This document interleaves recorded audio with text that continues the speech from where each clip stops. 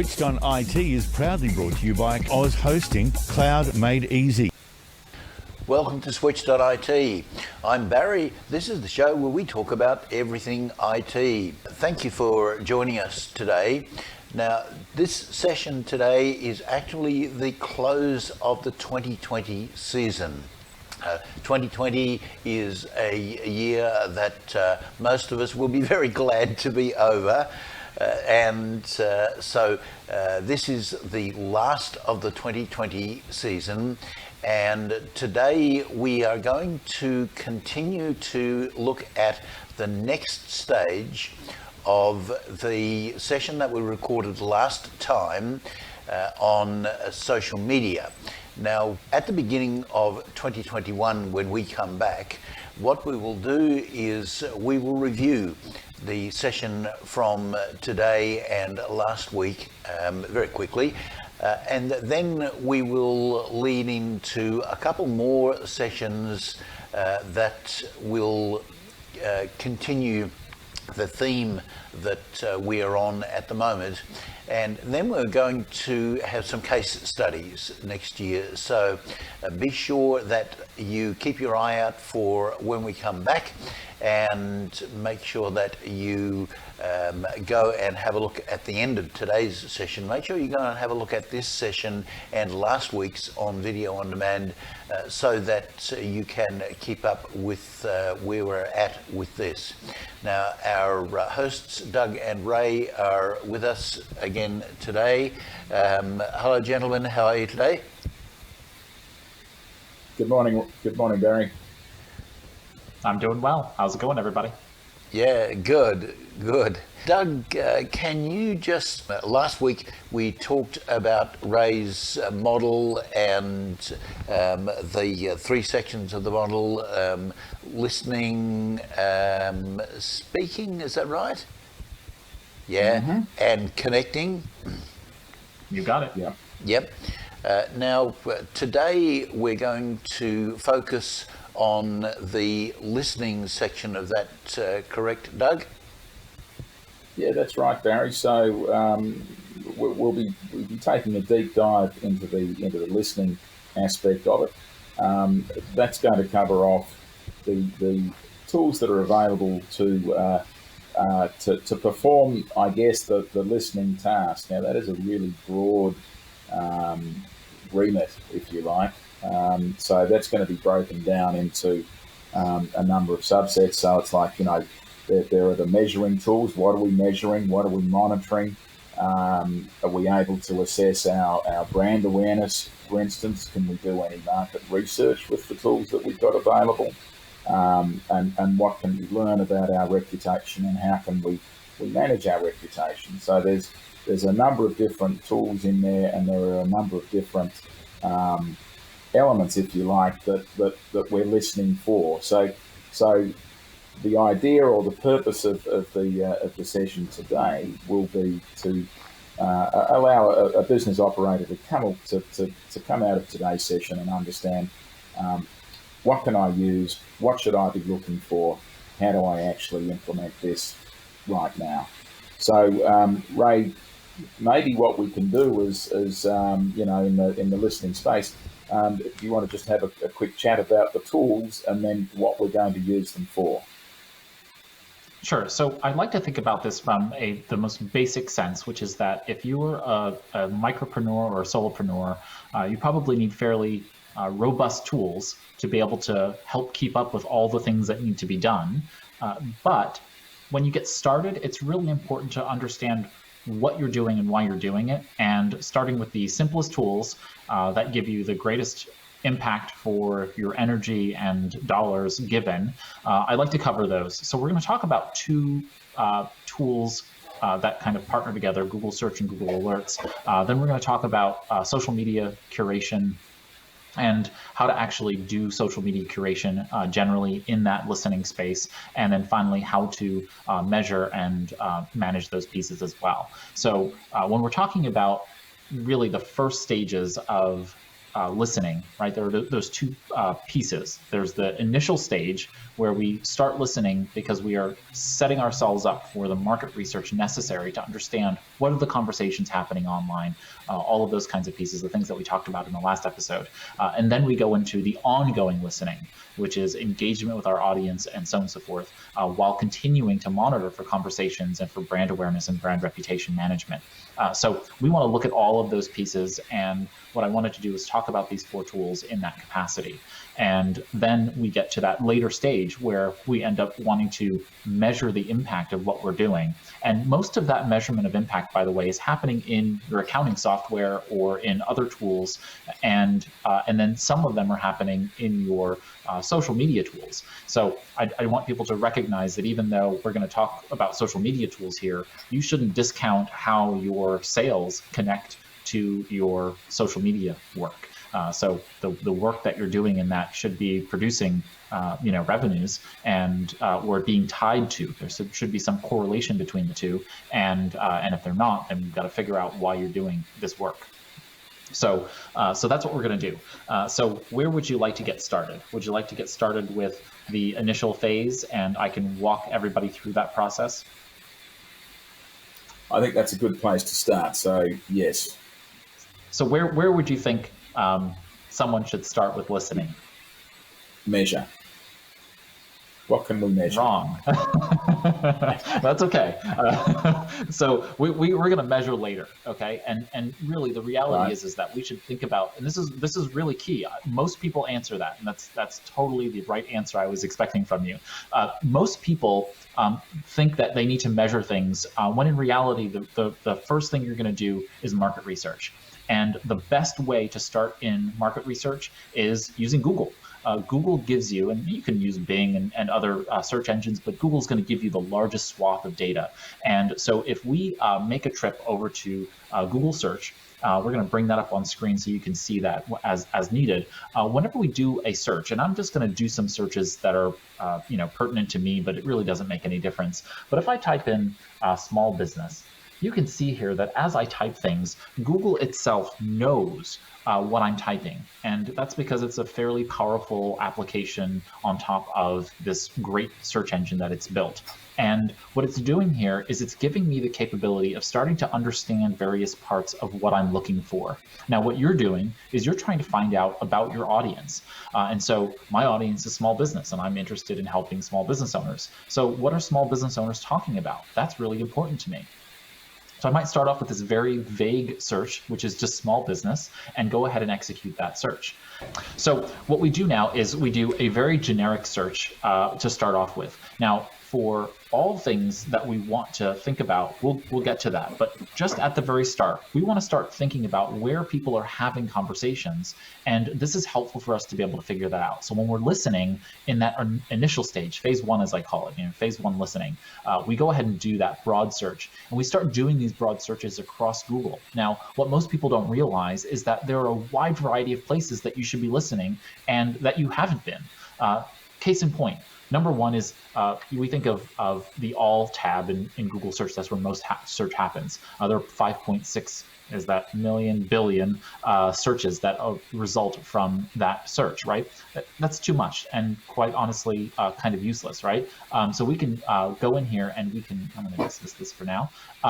But what we can do here is we can see down this search area all kinds of things that are just not useful to us. These are articles and local SBA offices and whatever else. What I really care about is the news tab and looking at what are the articles that are coming up in your industry about your business right now, and why are those coming up? What are people interested in? This is surfacing those articles, and you can start to pay attention to them. You can click on them. You can see who's commenting on those pages and news articles. We can then go across to books. A lot of people don't realize this, but there's a lot of community development that happens in and alongside the comments inside of many book catalog areas. So this is really mostly championed by Amazon. Amazon.com is the largest reseller of books online. So you will find that many times a lot of the comment sections in those for those books that are popular in your industry, they're going to have a lot of conversation, a lot of people having those conversations in there, and you should be in that conversation. This starts that listening process, learning about what your audience is interested in.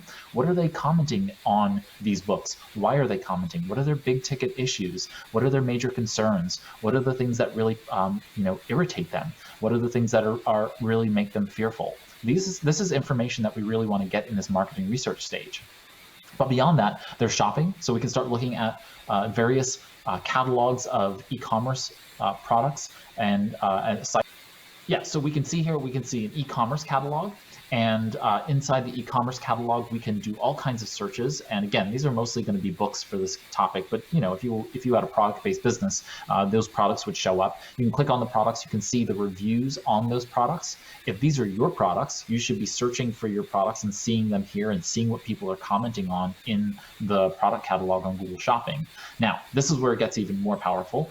We have maps now. Note that we can click on maps, and we can see all the things that are related to the search term that we did before, and we can go ahead and start looking at the various businesses in the area. This helps us understand, competition, seeing reviews, and all kinds of other fun things. So once we start searching our products, our competitors' products, related products. So for example, if you sold toilet paper, but you don't sell, baby wipes and adult wipes, you might look at adult wipes, and those kinds of things as a tangential product, right? Wet wipes or whatever they're called. So we want to be looking at all of the various products in and around a product that you sell directly, and then see those kinds of items as you make your way along.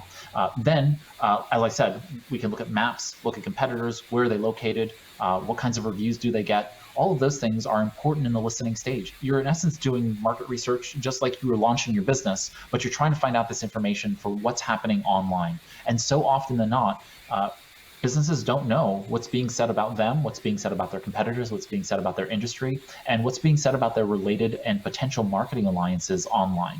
There's a reason why I ask you to actually look for products that are similar to your business online, because many times you can partner with them for creating content and or sharing content around your social media and their social media, which means that rising tide lifts all ships. By partnering together, you're able to actually do a better job of reaching more people. You can't do that if you don't know that they are doing the work. And so you're going out there and looking for other people in the digital space who are putting out content regularly and are doing it at kind of a close pace to you. Maybe they have a few more subscribers than you do or followers, but you don't want to go, if you have 1,000 subscribers and they have 1 million, you're probably not going to be able to build a partnership with them. But if you have 1,000 and they have 3,000, you're probably right in that same range where you can actually reach out to them and they'll want to work with you. Okay, so we're looking for all of those kinds of clues and details. Okay, so I can see here there are some books here that have authors that I might want to reach out to, and if I were launching, say, a podcast, I would want to talk to those folks because they're interesting people to have on the podcast. So what we can do now is we can look at all of the various options underneath more. We can look for videos about the topics, and I don't want to belabor this. You get the point. You can go into each of these sections and start to look for different things. Now, something that is no longer in the interface, but is really important, is actually doing searches for things like, I might type in here small business blogs, and type in small business blogs. And what will happen now is Google will go ahead and I've got to click on all. And what Google will do is now it'll give me a list of blogs that I can go check out. And now if I click on 21 great small business blogs, I can click on that blog and now find other small business blogs that are out there and start looking at the content. And presumably, since they are going to be top rated, they will also have a good amount of community. And we want to be able to see why and how that community actually develops. When the going gets tough, advertising is a must. Thousands of potential customers make buying decisions every day based on advertising they've seen or heard on radio and television. Are you losing sales because potential customers don't know what you offer? Get your business, product or service in front of thousands of potential customers with a joint advertising package on Power FM and PTV Channel O. capture a multimedia audience with our affordable radio, TV, media advertising package. Stay ahead of the pack by contacting Barry on 0431 390 920 or email feedback@ptvchannelo.com or jeff@powerfmtoowoomba@gmail.com. Check out the Plainland Country Markets on the third Sunday of each month from 7 a.m. till 12 noon next to the Plainland Hotel. There's plenty to do to keep you occupied. Browse the soaps, candles and crafts, plus the variety of plant stalls. The mobile dog wash will be on site. Get your furry friend washed while you have a wander around. Take a break and enjoy the sausage sizzle and an espresso coffee. So bring the kids, the dog, in fact the whole family to the Plainland Country Markets the third Sunday of each month next to the pub at Plainland. Power FM is total entertainment. From the morning drive with Fiona and Jeff to the drive home with Jeff Black. On the weekends, catch the Crazy Kevin Show, Dennis Mitchell's Breakfast with the Beatles, the Semi-Pro Sports Show, and Racing Nation with James O'Shea, plus the music you grew up with. Keep your radio dial locked on Toowoomba's Power FM, celebrating 10 years. You'll find us at 88.0 on the FM dial or online at www.powerfmradio.com.au. Looking for exposure for your next event or function? Take your next community event, training seminar, sports event, official opening, function, concert or exhibition live to the world with PTV Channel O and Power FM's unique live simulcast. We can turn your next local event into a worldwide sensation for a fraction of what you would expect to pay. No matter what the event, PTV Channel O and Power FM can take your message to our audience. Invite the world to your party by phoning 0431 390 920 or email feedback@ptvchannelo.com. So I might actually go to a couple of these blogs. If it were me, I would go to all of them. I'd go to all 21 of these blogs that are listed here, and I would click on them and see what they're talking about, see what the latest issues are. I would go back in the back catalog and see what their most popular posts are. If it tells you, many of these blogs will actually say, here goes our most popular posts. And so check them out. Why are they the most popular posts? Could I write that content? Do I have the skills and expertise to be able to write that? Or could I research and create similar types of blog entries? Or are the blog topics of a general nature, and so they're popular, but I could write 5 blog posts that are kind of around that topic, and I can link back and forth between that topic, and it'll allow me to get more SEO kind of mojo. But we're really more concerned about building community, but why not get some search engine optimization growth here while doing that, right? So we're going to look here and look at that. Join the community. See, this blog knows what they're doing. So if I click on the blog, I can now start to analyze what kind of content is popular, what content is good here on the blog, and start to make some of those determinations, right? So see how this says recent articles? Many times blogs will have, most popular or those types of things, and you can start to see what they're all about. But you can start to see the topics here, and start to figure out, okay, are marketing topics more important on the blogs? Are other kinds of operations topics important on these blogs? And start to make some assessments there. So let's stop there. That's Google search and doing that initial phase of listening. Doug, Barry, questions before we move on? That's that's sort of a very helicopter market research process, and I guess if we were trying to drill down more, it'd be pretty easy for us to do that at the moment. I'm just thinking, if we're sort of looking at a small business, identifying these different factors that people can sort of dig into. I'm trying to sort of make this insert, if you like, a real life example that we can then muck around with. I mean, you mentioned maybe, whether it's something like a business that's going to have some kind of, disinfectant wipes or something like that. That's a reasonable example. I mean, at the moment, with everything that's going on, everyone wants wipes. They want face masks and toilet paper. Maybe it's toilet paper. Maybe we can consider or conceive a business that is attempting to tackle that market with some sort of point of difference. It might be, a sort of a fashionable reusable face mask. I'm sure there's people trying to do something like that. Could we take a real life example like that and then say, okay, what can we see? What can we research? How can we sort of find our niche? Find out what sort of online information we should start to measure, and for our listening process, how do we kind of extend that through this exploration here? we are going to come back next year and talk some to businesses. So we'll be doing this one-to-one with them, which is what I thought. Why I wanted to just kind of like touch the surface here. Having sort of shown the breadth of market research that you can do just on a simple search term like small business, and going off all the different categories of search that's offered in something like Google. Where do you want to go now? I would actually change it based on. Yeah, so your point is well taken. What you want to do is you want to take that, I'm typing that in because that's my industry. You obviously want to type in your industry, and then we start to break this down. We break this down into, as I talked about, products and services. You want to look in each of the kind of nooks and crannies of the web. I typed in small business blogs. I might type in small business podcasts. I might type in small business digital marketing podcasts. I might go into these various avenues of search to be able to get into my industry and what's being said in my industry, and you want to do the same thing. So that's blogs, podcasts, videos, all of those things. Start doing those searches, go down those rabbit holes, and figure out what is the most popular content being posted in those arenas. And can you create similar content? Is a particular type of content also appealing to you or repulsive to you? If you're not the biggest writer, then maybe you want to do a podcast or a video channel. You need to get started understanding those things from doing listening.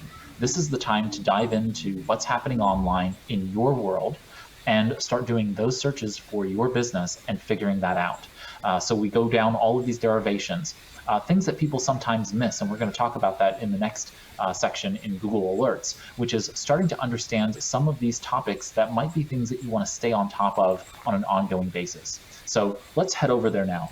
I'm going to take us over to the Google Alerts tool. Google Alerts is a free tool that Google provides, and you can sign into it using any Google account. And in essence, you can create an email-based notification system or an RSS feed-based notification system for any search that you can do on Google. So if you can do the search on Google, including very sophisticated searches, then you can also make that search happen in Google Alerts. And then on a regular basis, it will send you certain things. So let's start off with something simple. You, as a small business owner, are frequently searched online. People are constantly searching my name. I know that because I see people searching my name. And we want to be able to identify when we are mentioned online. This could be for public relations. Someone puts out a press release. Someone puts an article in the newspaper or into an online magazine about you. You want to pay attention to that. And this goes now into that reputation management space. Part of listening is understanding not just your industry, your products and services, your industry associations, your customers, maybe key customers, especially if you're B2B. You want to go out there and search and see what your customers' content is that they're posting online and seeing what interests they have. Well, Google Alerts makes it really simple. And there are much more sophisticated tools out there, but Google Alerts is a good tool to start with because it's free and it allows you a high degree of granularity. And so what we can do here now is in Google Alerts, I can do things like typing in clients. So for example, we're talking about Google here, so I can type in Google.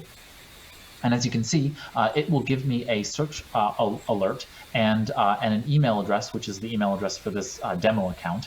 And so inside of Google Alerts, we can do things like looking for specific clients. So if I were looking for Google to be a client, right, I was B2B and I'm looking for large corporate entities to be my client, I can actually start to see not only what is being posted about Google, mentioning Google online, but I can also start to do things like typing in the key executives at Google. So when they're referenced, I will get an email, right? So I can go in there and say,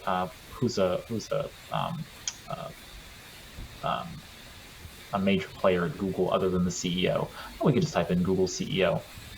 But as you can see here, you can see that here we have all kinds of things about Sundar Pichai, who is the CEO of Google. And so I can type in his name, and I can say anytime, Sundar Pichai is mentioned, I want you to send me an email. And I can tell it to send me an email from all sources, basically an automated mixture of all sources, blogs only, news only, and so on and so forth. I can say, I only want the best results. So I don't want every reference of him, but I want the ones that are the best, the ones that show up at the top of Google searches.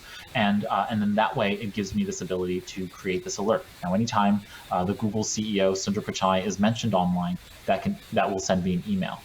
You'll want to do this for yourself. You may want to do this for key employees. Because many times part of reputation management is listening to what is being said about key employees online. That can include what they're saying and what they are saying about you. So you might actually do a search here that is your business name and your key employee's name, right? So I can go here and I can put in, ABC Consulting and John Doe, right? And now every time those two things connected online show up together, I will now get an email that will tell me that those two things were referenced in Google. Okay, does that make sense? We want to make sure that we are just paying attention to all of these pieces so that we can stay on top of what is being said about us. And we can do this regarding blogs, we can do this regarding video online, news, and many other sites. Now, again, like I said, we can do some fairly sophisticated things here. For example, I could say, anytime my name appears on Twitter by using the site twitter.com. Now, what's going to happen is you can see this is my Twitter account. This is my other Twitter account for work, and I have many other Twitter accounts, but these are the two with my name on them. And so I can now go out there and see when tweets mentioning my name actually showing up in a tweet shows up. Now, of course, my name is rarely going to show up on a tweet because it's going to be my handle. It's going to be @R.Sidney-Smith or @W Consulting. So it's really useful to be able to have an alert where someone referenced me but didn't tag me in that tweet. So now I can go out there and say, oh, you know what, this person didn't tag me. So I might actually even do something like, or if they just use my handles but don't actually tag me. Right, so now I'm looking for any tweet where they've used my name, or they've used one of my handles and haven't tagged me. And you can see that there are no recent ones where that's the case. Great. But if something does show up, then Google will go ahead and alert me. So what we want to do is we want to do some of these sophisticated searches and then save them so that we can just get passively. Whenever it happens, it just goes ahead and emails me and lets me know these things. You want to do that, like I said, for your name, key employees, potentially spouses or partners if they're involved in the business, or if there's name recognition in your local area. And if you have a very popular name, you might want to do that based on a geographic range. So you might want to say your name and a location, like your city, town, state, or otherwise.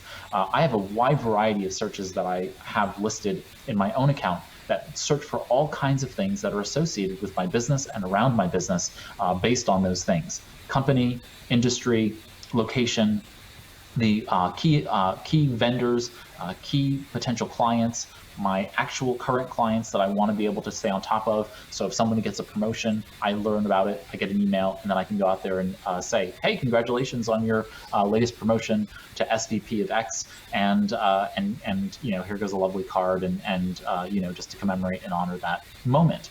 But key employees, key products and services, you want to stay on top of all of those pieces, and that's a part of listening. That's the reputation management and part market research for maintaining that listening on an ongoing basis in your digital marketing strategy.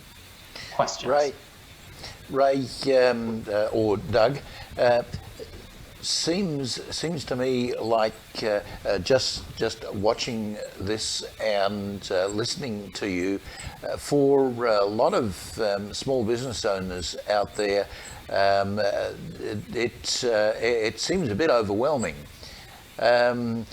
What do you say to the people out there that are saying, sorry, but I put 17 hours a week into 17 hours a day into my small business, and I just don't have time to do this sort of thing?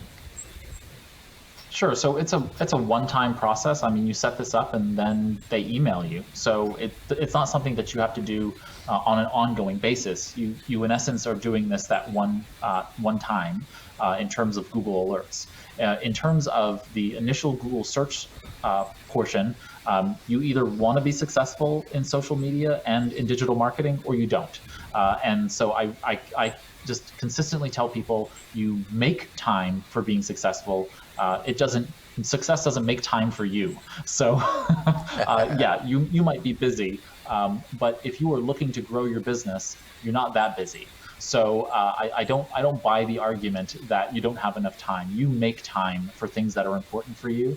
And trust me, this is an important strategy for you to be able to manage social media and really, to a larger extent, your digital marketing presence in as easy a manner as possible. So if you can't find time to do this initial stage, which will take you maybe an hour, maybe 2 hours to go through to get set up, then you're doing something wrong with your time, because you can absolutely find that time to make this happen. That being the case, I know it sounds harsh, but the reality is that business owners need to know that this stuff is really important. If you don't know what's being said about you online, if you don't know why it's being said about you online, then you really can't understand the greater context of why people are having these conversations, why they're emotionally responding to conversations, and why your conversations with them will have any impact. Looking for exposure for your next event or function? Take your next community event, training seminar, sports event, official opening, function, concert, or exhibition live to the world with PTV Channel O and Power FM's unique live simulcast. We can turn your next local event into a worldwide sensation for a fraction of what you would expect to pay. No matter what the event, PTV Channel O and Power FM can take your message to our audience. Invite the world to your party by phoning 0431 390 920 or email feedback@ptvchannelo.com.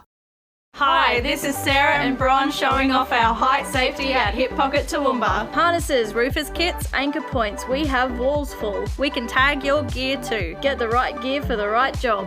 At Hip Pocket, we rock it. Digital marketing at A1 Supercheap Tyres is paramount. With having local search on board, they're definitely a part of our business.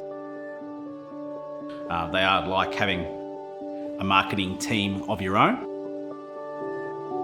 It's by far the most important thing to this business and surviving and growing.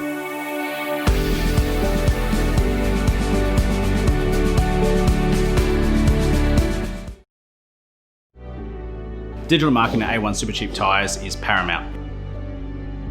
With having local search on board, they're definitely a part of our business.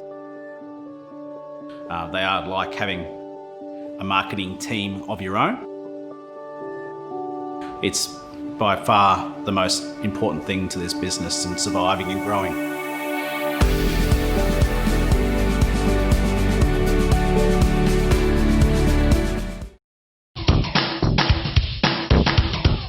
So it's really imperative that you make time for this first stage listening process and then set up these kinds of alerts so that you can stay on top of these conversations. Now, in any given week, just for my business, I'm getting a few emails a week that just cover the basic research. And once in a while, they're actually surprisingly lovely little items. You know, the other day I got a notification from my reputation management software, which is similar to Google Alerts, and it alerted me to the fact that someone had referenced something about one of our clients' products that we worked on, and it was just a really lovely note. I was able to then pull it up, share that with the client that we worked on with that, and kind of share in the success of that public recognition of our work. We weren't named in it, but because we had the right Google alert set up, in this case, reputation management search set up, I was alerted to it and able to bring that to my client's attention that they didn't know had happened, and they were honored with this particular award. And that's the kind of thing that you can't buy that kind of client retention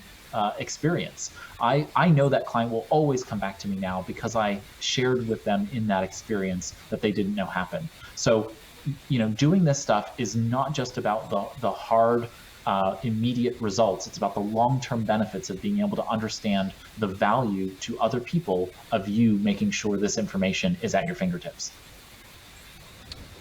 Yeah. Yeah. Right. Doug, what would you be saying to a business that says, I've tried all of this stuff before and I've done everything that's possible to try and it doesn't work? Well, looking at and maybe sort of getting a little bit granular, but looking at the monitoring and alerting work that Ray was just demonstrating here, I think if I was to sit down with any small business owner, and I can certainly see applications for Oz hosting with this that I really hadn't thought of before now. I think any small business operator could conceive of some key either customer or vendor partnerships or opportunities that they may feel they should be exploiting or exploring, but it's difficult to get in the door. That is always, that's often part of the challenge in any small business. There are stakeholders out there, or essentially organisations, businesses, whatever, that you probably should be engaged with. But how do you sort of kick it off? And looking at what we're talking about right here, if I was talking to a small business operator, I'd say, well, here's two questions. Who was the most, what vendors do you have that you need more love and attention from, and what potential customers do you have that you need to engage with, and what potential partners in your business do you need to potentially engage with? And it would be quite simple, using the market research process and the alerts that we've just been discussing here, to be able to set something up for a small business owner. And, to your point there, Barry, I've tried all this and it just doesn't work. I'd be really surprised if you set up some alerts, particularly around key partnerships that might enable the business to get into, to expand its reach into its customer base, and also high-value customers that it's perhaps not communicating with well enough, or is not able to establish a dialogue with over a period of time. Give it a week, maybe give it a month, with the right process here, with the right search terms and the right alerts. I think opportunities would emerge where a small business would be able to say, okay, the CEO of this particular business expressed need to take their organisation in a particular direction, and I could be an enabler for that, and they've just given me the excuse to contact them, and then I'm contacting them because I can help them, rather than I'm contacting them because I need something from them. Yes. That's how I would just, look at what we've just sort of established here, where a small business guy might go, it all looks a bit hard, but I think any small business guy would be able to say, I can see how I can use this right now. Yep. So, something to keep in mind here is that frequently your web presence is a measurement of the work you've put in. So that is pretty well borne out of my time in working with business owners. If they put in the work and they do it and they execute it well, they see the results of that in their web presence. In essence, it's kind of like a mirror. On the other hand, not everybody is best to actually represent themselves and their business. And that is something that people have to recognize as well, that if you have tried everything, maybe you aren't the best person to represent the business. And that just requires the long, hard look that we all have to take into account when it comes to being business owners. We just may not be the best salespeople. We may not be the best operations people, and we need to find people who can do those things for us well. And so if you feel like you are doing all the things and then you follow Doug's advice, which is to do what we're talking about here, and you still feel like you're not getting the results that you need to get, then it's like in dating, right? It's not you, it's me. The reality, though, is that it's not me, it's you. You have to take that hard look and say, okay, well, maybe I'm just not the right representative of the work that we're doing or the business that we're doing, and we have to figure those pieces out. Case in point, I had a doctor who was trying to get more exposure online, and of course, he's the subject matter expert. He knows everything about this particular area of medical practice, but is he the prettiest person? No. Is he the most handsome or whatever person? No. And his speaking style is slow and tempered and, to be quite honest, just boring. So we found a representative, someone who was in his company, who was a registered nurse, who could step up and be the face and voice of the business, right? Someone who was just a little bit more attractive, someone who had just a better temperament, a little bit more energetic on camera, and lo and behold, that business is doing so much better. So we have to remember that there are some cultural artifacts here, for better or for worse, right? Is it wrong or right that some people are just going to be more attracted to some faces versus not? I mean, it's just a reality factor that we have to work on when it comes to the business. So remember that also, that part of the things that are working against or for you in the business may not be you because of your expertise or knowledge or experience. It may just be that society doesn't necessarily value everything you value, and so you need to work within the system in order to be successful,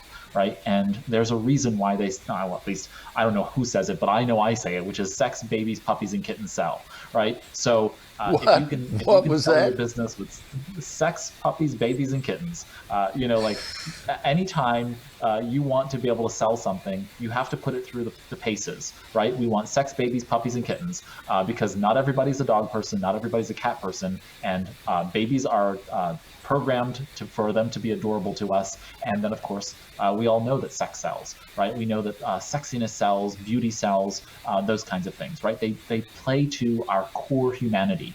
And that's for better or for worse, right? So we need to be mindful of those pieces as we're thinking about strategy. And if we're not thinking about those things, we can frequently be blinded by the fact that we're putting in hard work. We're doing what we believe is the right, good thing to do, but it's actually not benefiting our business. So I just wanted to make sure that we're kind of like reality checking that point, because I think it's often lost in marketing strategy, especially online, where you have people who will judge you very, very quickly and easily because they can. Yeah. Yeah. All right. You want to move on? Yes, please. We'll move on. Okay. Yeah. Here we go. So the next stage, of course, beyond the initial stage of listening, which is that in phase one, you're going out there and finding these conversations. Beyond that now, we want to also create a system for being able to consistently curate content, as well as have an arena for being able to understand what content is being said about not just us, but in our arena again, right? So while I'm using small business as an example, you can look at your industry and choose those search terms and those blogs, podcasts, video channels, and otherwise that are important to you. So I use a tool called Feedly, and we'll bring this up on screen so you can see here. And what Feedly does is it gives me a capability of in essence, subscribing to the various blogs, podcasts, and other kinds of content that are on the web. And I can then go ahead and follow that content in this single interface. Now, Feedly gives me a free plan that gives me some of these tools. I use the paid version, which actually goes way beyond this. So in essence, anytime I subscribe to a newsletter, I can subscribe to that newsletter in Feedly. So it shows up in Feedly and not my inbox. So going back to that Google Alerts piece, right? The function of Google Alerts is that it's going to send me a bunch of email, and maybe I don't want to get it all in my inbox. I certainly don't. So now I can use that in Feedly. Feedly gives me a specialized email address. I go to those small business, newsletters, and I subscribe to them. Whatever industry you're in, you're going to go ahead and find the industry newsletters that are important to you. You subscribe to those. Now they come into Feedly, and you can organize them into various folders. And so I've got my W3C folder here, and so everything that's happening in terms of things I want to know about and stay on kind of the finger on the pulse of what's happening in my industry, all of that's happening here in this system. And so I can go ahead and say, oh, you know what, maybe this digital transformation experts article is something that I want to go ahead and share with my target audience, right? And I can go over here and click on Twitter or LinkedIn or Facebook or otherwise and immediately share that out to my audience. So this gives me a quick way to be able to do that social media content curation and start expressing those things. Now, here goes the thing, and I'm guilty of this, so don't count me the exemplar of this. But whenever you're sharing social media curation, one is you must read the content. I always do read the content that we share. But secondarily, your real goal in social media curation is that if you're sending out content that is not in the speaking category, that is, it's not content you've created, it's not your original content. The point of curating content is for you to add value to what you're sharing. So it's not just about clicking share on that tweet, which is where I'm guilty, because I share a lot of links to things and I think, oh, this information is going to help my audience. But what they really want you to do is to add your flavor, your thoughts to those as best as possible. That's one thing, if I'm sharing an upcoming webinar that's happening by a colleague or by one of our partner organizations, I share that and I just let them know, here goes the topic, here goes the webinars, and signed, sealed, delivered. But if there's an article like this Q&A with digital transformation experts, well, I should probably read the article and think, okay, if I'm going to tweet that out, what are my thoughts regarding this article? It could be as simple as, they hit it all. They hit all the points that I would hit. You should definitely read this, giving basically my affirmation, my confirmation that this is a great piece of content. Or it could be that I disagree with it. I highly disagree with everything these experts say, right? That is possible, and quite honestly happens a lot when I read Forbes. I frequently disagree with some of the article writers there. And so I want to let my audience know, because that's providing them value. When I'm telling them, you know what, the stuff that's said in this article is schlock. They're just basically writing articles to pump content out. And to be quite honest, this doesn't actually affect small businesses. That way, that business owner can say, you know what, they're giving me these big box retail, strategies. And while not all big box retail strategies are bad, this one is just not going to work for my business. And the person I consider an expert in that small business digital marketing space is Ray. He's the one who's telling me to ignore this. I therefore can. And there's a value to that. So when we're social media curating, when we're listening to the content that's out there, we're also doing the job of the heavy lifting, in essence, of helping people understand and contextualize the content that's online. There's a lot of content online and there's a lot of garbage. There's also really great content, and we want to be able to elevate that content and kind of give it our approval and then give it disapproval when it doesn't pass muster. So that's what we want to do here in using these tools for social media curation. Questions, gentlemen?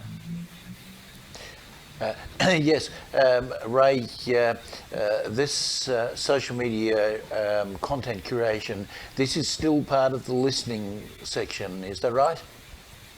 You got it. Any content that you're not producing yourself is content that fits into the category of listening, because you're listening to others and you're actually providing value, right? This is why this is giving, right? Giving, getting, and creating a sense of belonging. Listening, speaking, and connecting are relative. And you are giving because I'm sharing someone else's content. That link is not my link to my website. So I'm in essence sending traffic to somebody else's website. I need to make sure that whatever I'm doing on social media is benefiting the business as much as it's benefiting the person I'm giving traffic to. Because instead of directing traffic to my website, I'm now directing traffic to somebody else's. So what's the value of that thing? And that means that the curation process is me letting my audience know that I'm providing value on top of it, so they want to continue following me, that they want to engage me in conversation. Listening is that first step of being able to make sure that if I haven't produced the content, I'm providing them the best content that they can have access to so that they can go ahead and continue to follow me. Drought, fires and flood have made running a business in regional Australia hard work. Each week on PTV Channel O, On the Spot will bring you a business that's doing it tough out there and share their stories of struggle and success. Find out who's doing what they offer, and how they can help you for your next project, adventure, vacation or night out. On the Spot every Thursday at 7 p.m. on ptvchannelo.com or download the PTV Channel O app and take us with you wherever we go. Discover a whole new world of entertainment at ptvchannelo.com.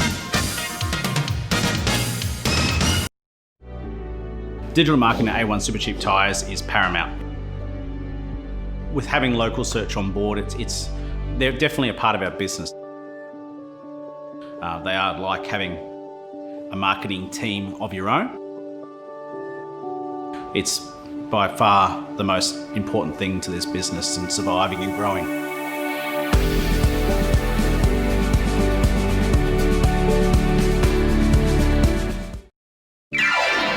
Have you got a wedding, birthday, corporate event, or even a school disco coming up? Well, make your special occasion memorable. A professional DJ and compere really makes a difference, so go crazy! With Crazy Kevin, International DJ. He's available for all your entertainment needs. Just call 0459 336 832 or email crazykevindj@gmail.com. When the going gets tough, advertising is a must. Thousands of potential customers make buying decisions every day based on advertising they've seen or heard on radio and television. Are you losing sales because potential customers don't know what you offer? Get your business, product or service in front of thousands of potential customers with a joint advertising package on Power FM and PTV Channel O. Capture a multimedia audience with our affordable radio, TV media advertising package. Stay ahead of the pack by contacting Barry on 0431 390 920 or email feedback@ptvchannelo.com or Jeff at powerfmtoowoomba@gmail.com. Right. Yeah, Ray, and that's that's perfectly understandable what you're saying there, and you've got a really great curated feed that you've set up there in Feedly. Just for folks that are not that familiar with Feedly as a tool, do you want to just sort of lift the bonnet on it briefly and just show us, how you've got to the point where you've got this great range of content just appearing magically every day? Yeah, sure. So we could take Oz Hosting, for example. We could type in web hosting, and you can see here that it will automatically search for content that matches that search term, and lo and behold, you can see all kinds of results. There goes me, and so we can go down through the system and we can see various publications, right? So we can say here, whatever the various publications that are, these are things that are of interest to you, may not be interest to your audience, right? You have to be mindful of that, right? So we can go up here and we can type in other things. So we can type in, from web hosting, we can go to Microsoft, which a lot of your audience members would have interest in, Microsoft 365, since that's something that Oz Hosting sells. So changes to the Microsoft 365 platform would be of interest to your audiences, to your audience members. And so you can go through and say, oh, you know what, Hacker News. We can click on Hacker News, that is on the publication itself. And I'm already subscribed to this, so you can see here that it's listing it. But I can go ahead and subscribe to the content, and then that way it now gets added to either what they call a folder or a channel or a board. But in essence, they're just folders. And so I can add this content now, and you can see there are other content publishers, and we can explore those, right? So we can start from a very basic place, and then we can go in and see other publications and just add them. I can follow this one, I can follow this one, and when we follow them, we can then group them. Say that you're in multiple industries. You can actually have multiple channels that cover those pieces. So while I don't have it visible right now, if I clicked on the navigation bar, it would open up the navigation and show you all the various categories of things. I can't because I have some client information in there. But the point is that in that area, I have different channels where I have all of these various groupings of content that I want to follow. And that gives me a kind of culmination. And when you start out, you might follow a few, and then add a few more, and then add a few more, or get rid of them. As I said, I can add all kinds of things here. I can add both blogs, podcasts, and otherwise. I can also do Google Alerts, right? So I can do those Google Alerts searches directly here inside of Feedly. So what I did in Google Alerts for free, I can also do here inside of Feedly, and now it's inside of Feedly, so I don't have to have two different arenas. I can do searches of Twitter feeds, and I can do searches of, I can basically have subscriptions to newsletters. So I can click on newsletters, grab that email address they give to me, and then go out there and subscribe to newsletters that are there. So basically every kind of content that you could think of online, you can go ahead and grab that here in Feedly and start to create that system of inbound content that you want to curate for your audience. So before you start creating your own content, you want to be sharing quality content with your audience, and this is where listening takes place, right? You're reading, watching, and listening to all of the content that's out there, and you're sharing the best of it with your audience. And in the process, you're learning what actually works. So this is the whole thing. When you start listening in that phase 1 stage, you are learning what content your audience likes, right? Because over time, if you share this article and it gets reshared and more people like it than not, then that is information. If you share this particular article and nobody likes it, nobody shares it, nobody engages with it, you learn something. And over time, then you can bias toward the things that work and the things that actually are important to your audience. And that also means that it's the type of content, once you get to speaking, you want to start creating, because that style, that tone, the imagery, the video, the audio, and the text associated with that particular type of content, if it appeals when you're curating the content, then it probably will appeal once you start creating that content from an original creation perspective. Yeah, absolutely. That makes sense. So in terms of establishing then, if we were putting some hard measurements around all this, what are the sorts of metrics that you've sort of put in place to help guide you with your listening strategy? You're using all these listening tools. How are you sort of gauging your success, and what would you recommend in that sense? Glad you asked, Doug. Glad you asked. So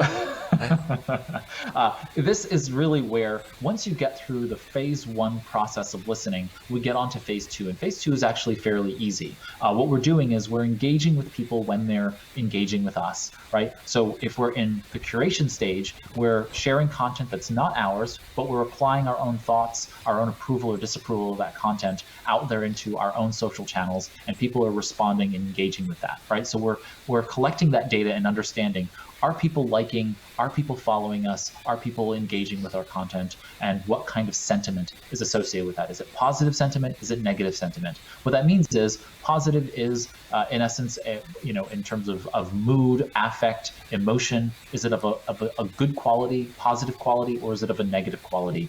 So like anger, fear, sadness, sorrow, those are negative affects, negative moods. And so we want to know what kind of sentiment is coming out of the different types of content we're posting. So those are things that we are, in general, just paying attention to. So as those things happen, we just take note of it, and we're not really doing much in terms of collecting those pieces together in a formal perspective yet.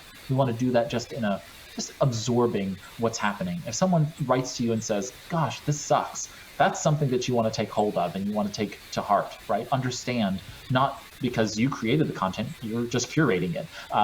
But you can understand why that person thinks that this sucks. Now, why did they say this sucks? It may be that it's a story about someone who fell down a flight of stairs, and it sucks to fall down a flight of stairs, right? So sentiment can sometimes not just be because the content is not good, it can be because the person is responding to the substance of what's happening in that particular story. So we have to be mindful of the fact that sentiment has to be understood in multiple and in a complex environment. So we want to start taking note of, okay, people generally like this type of content, even if it's sad content, even if it's content that makes them angry. We have to understand sentiment in that complex way. So we don't really do that in a formal perspective when we get started, because that's stuff that we have to just start absorbing and recognizing ourselves. Technology can't do that in these simple tools until we get to much higher level sentiment analysis tools. So that's what we're doing in that first stage in listening. And then we get into phase 2 of listening, where we are speaking and connecting now, right? So we have content going out from us to the general audience that we're trying to reach, or to the specific audiences we're trying to reach, and we're publishing that content, and we are connecting individual community members. We are starting to have them contribute. Okay, and we're going to talk about speaking and connecting in future sessions, but the point is that we are now doing all of those pieces, and when phase 2 begins, we need to start understanding what the value of listening, speaking, and connecting is happening out there in the world. And this is where we get to tools like Google Analytics. So Google Analytics is a tool provided by Google within the Google Marketing Platform. As I've noted before, I'm the Google Small Business Advisor for Productivity, and so I spend most of my time training businesses on how to use Google Workspace. But one of the great assets of Google is that they provide small businesses with a wide variety of tools, and most of them for free. And Google Analytics is one of those tools that they provide to you for free. So what I have up here on screen is Google Analytics in the old version. There's a new version coming out, Google Analytics 4, but I'm going to show the old version here just for the sake of ease. Google Analytics solves and answers 5 fundamental questions, what I call the ABCs. And it starts with R, so I'm sorry, but it just doesn't fit the model. But it's the least useful of all of the pieces. But the R stands for real time. So Google Analytics can show you real-time data as it is happening both in your website as well as in a mobile application if you've published a mobile application. And then we get into the real ABCs, which are acquisition, audience behavior, and conversion. And in essence, what Google Analytics does is it shows you a pretty holistic picture of what's happening across the ecosystem in terms of your web presence. So what's happening on your website, as I said, what's happening in a mobile application if you are running a mobile application, or if you're running any mobile applications that allow you to track your analytics, that is the user's experience within that tool. Then it tracks email, so you can track email, you can track social, you can track advertising, and so many other components within the Google Analytics interface. So this really gives you the ability to say, why are people coming to our website? Why are people coming to our social? What are they doing when they are there? And where are they going after they have reached our website, mobile app, social or otherwise, our email newsletter. And so that's where acquisition comes into place, and behavior, and then conversions. Conversions are basically very simple. You set goals in analytics. I want people to do these things, and then it tracks whether or not people do those things. Those are called conversions, right? We set goals, and then we see whether they convert, they do what we want them to do. And this comes to really your point, Doug, which is that we're in the influence business in small business. We want to start doing digital marketing because we are better capable of understanding influence once we get out there and we start doing the functions of listening, speaking, and connecting. If I go out there and I ask my audience to buy from me 5 times a week, and they buy from me 3 times a week, then I have basically a 6 in 10 opportunity, right? A 60% influence ratio. That's a really great ratio. That's really good for me to be able to have. But if I ask my audience to buy from me 5 times a week and they only respond 0.5% of the time, right, then I probably have a problem because people aren't listening enough. And so we need to start figuring out what are those components of influence that are causing people to do that. And that's where we can go to Google Analytics, and we can start poking around in the system and start getting some answers. So for example, and as I said before, real-time data is almost useless in Google Analytics unless you are being seen on, say, television, major national news that day. You might want to see what traffic's happening in real time, and you can do that. But otherwise, real time really doesn't say anything to me. But for example, if I go to my audience perspective, I can start to see here in the course of this time frame how many people have visited my website, how long they spent on the page, and how much of those people bounced from the page. And this is actually a pretty good bounce rate for this website. It's my personal website. I don't really care who comes to it. But the idea here is that most people come to my website because of 3 pages on the site. And those pages contain everything that anyone needs on that page. And so once they're on that page, they should go to that page and leave. I don't need them to stick around on the website because they've gotten what they've needed. So to have a 61% bounce rate means that most people are visiting more than just that individual page. They're going to other pages on my site for whatever reason, and they're doing stuff on those pages. So that's great. I can see all kinds of things. The dominant language, obviously, since it's an English language website, is English. You can see that it manages to be the super majority of it. We've got some folks from the Netherlands, and then more English, and then Spanish, and then Portuguese, Brazilian.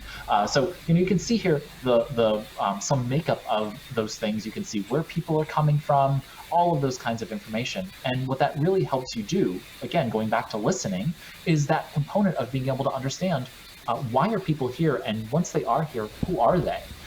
And what are they doing on those pages? I can go to behavior, and I can see some overview from behavior items and see what is going on there.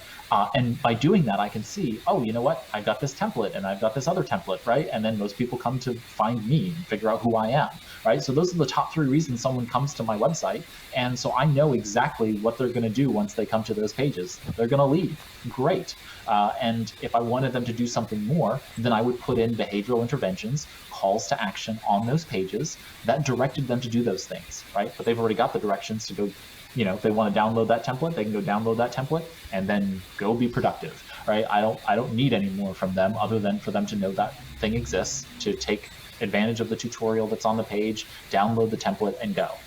So what you then start to understand is by listening to what content is happening on your website and in your email and in your social and your ads, is what is happening with the content that you're putting out there, and can we create more of it? Can we change that content so that it becomes better? What are we doing with this content in order to be able to make the business successful? And we can do that also by looking at the behavior on the website, right? So we can go to the site content and we can see, for example, behavior flow. We can actually see where people go in the site, basically the flow of content. So if they start at a particular page, right, a landing page, they land on this template page, then they navigate through, they may look up who I am. So it looks like the majority of people land on the page, then they look at who I am, and then they leave. But if they come to a second interaction, it looks like, I don't know, they go to a couple of other pages, that kind of thing. We can keep navigating down to these various pieces, but for the most part, we can start to see what people are doing on the site and why, right? And seeing what their navigation points are. And this is just really helpful for us to be able to understand what and why people are looking at particular types of content. Now, of course, this is just a simple personal website, but if I had a blog on here, then I would be looking at the blog content. What's the most popular blog content? Why are people navigating on those blog pieces? And then I would go look at the blog content and see who's commenting on them. Are we getting more comments on this page versus another page? So we're doing all of this analysis to be able to understand what kind of content should we be creating? Should we be creating more of it? And are people doing what we want on those pages? And this brings us to the next point, that listening has a lot to do with that influence ratio when we have good calls to action. So you have to have a sales strategy in mind. Whatever that call to action is what you want people to do next once they've come into contact with your digital marketing content. And most businesses just haven't solved for that problem yet. So if you solve for that problem, what is it that you want people to do? Do you want them to call you, email you, join your email list? Do you want them to download something and start the process of thinking about how they're going to buy your product or service? Think about those pieces, and that's what you want to start understanding about people. And listening gives you that ability. It gives you the opportunity to start listening to your audience, because most often than not, I don't have the answer for you. But you know who does? Your customers. And so many businesses don't actually listen to their customers. They don't listen to their audience. And so listening is that faculty of doing online what business owners should be doing across the board, which is having more dialogue with their customers, learning from them, using that as market research, and then ultimately developing products and services that support people. And when they support the customers, then those customers buy from them. Now, I think that we might leave it there, gentlemen. We're just about out of time. And as this is the last session for the 2020 series, I want to simply close this out with a couple of comments. First of all, Doug, Oz Hosting is the major sponsor of this show. So thank you for keeping us on air and for your dedicated time that you give us each week on the show. I don't know how many of our viewers actually appreciate how much time and effort Oz Hosting and you personally put into this. But thank you for that. If somebody wants to contact Oz Hosting about hosting or whatever, tell us, how do they contact you? Look, I think one of the easiest ways is just to jump on our website. There's a contact us connection there, so ozhosting.com.au. There's also during business hours and extending well beyond business hours, a little chat line which business owners are always typing questions in and getting answers. So they're probably two of the easiest ways, just to give us a call, jump online and chat with us, or send us an email to sales@ozhosting.com as well. Terrific. Okay. Well, thank you again. And from PTV Channel O, have a great Christmas.